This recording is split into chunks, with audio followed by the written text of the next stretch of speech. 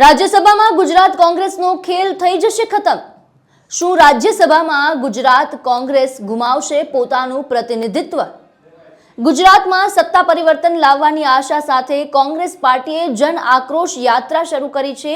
આ યાત્રા 60 દિવસ ચાલશે, જે દરમિયાન કોંગ્રેસના નેતાઓ વિવિધ જિલ્લાઓમાં જાહેર સભાઓ કરશે અને અલગ અલગ જાહેર મુદ્દાઓ ઉઠાવશે।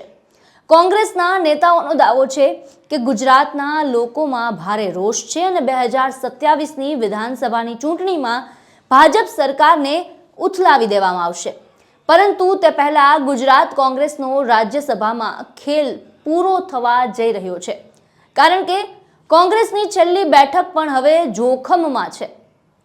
ભાજપ એક બાદ એક ગુજરાતમાં રેકોર્ડ બ્રેક કરી રહ્યું છે, ત્યારે ગુજરાત ભાજપ વધુ એક માઇલસ્ટોન સાબિત કરવા જઈ રહ્યું છે। 30 વર્ષ બાદ રાજ્યસભામાં ગુજરાત કોંગ્રેસનું પ્રતિનિધિત્વ 0 થવા જઈ રહ્યું છે।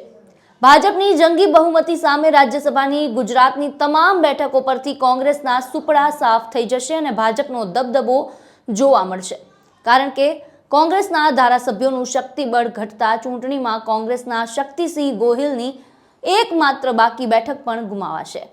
વિધાનસભામાં કોંગ્રેસનું સંખ્યાબળ ઘટી ગયું છે। ભાજપની વિધાનસભામાં ધારાસભ્યોની સંખ્યા 162 જેટલી જંગી હોવાથી તે તમામ 4 બેઠક પર બિનહરીફ જીત મેળવશે। ભાજપની વિધાનસભામાં 162 ધારાસભ્યોની જંગી તાકાતને કારણે કુલ 11 બેઠકમાંથી 10 બેઠક પર કબજો થશે, જેથી શક્તિસિંહ ગોહિલનું સ્થાન પણ જતું રહેશે।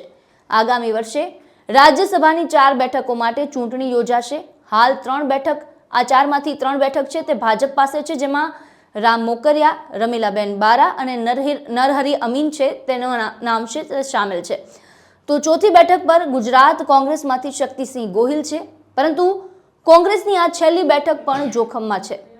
વિધાનસભામાં કોંગ્રેસના ધારાસભ્યોની સંખ્યા ઘટીને માત્ર 12 થઈ ગઈ હોવાથી કોંગ્રેસ પક્ષ શક્તિસિંહ ગોહિલની છેલ્લી બાકી રહેલી રાજ્યસભાની બેઠક પણ ગુમાવશે।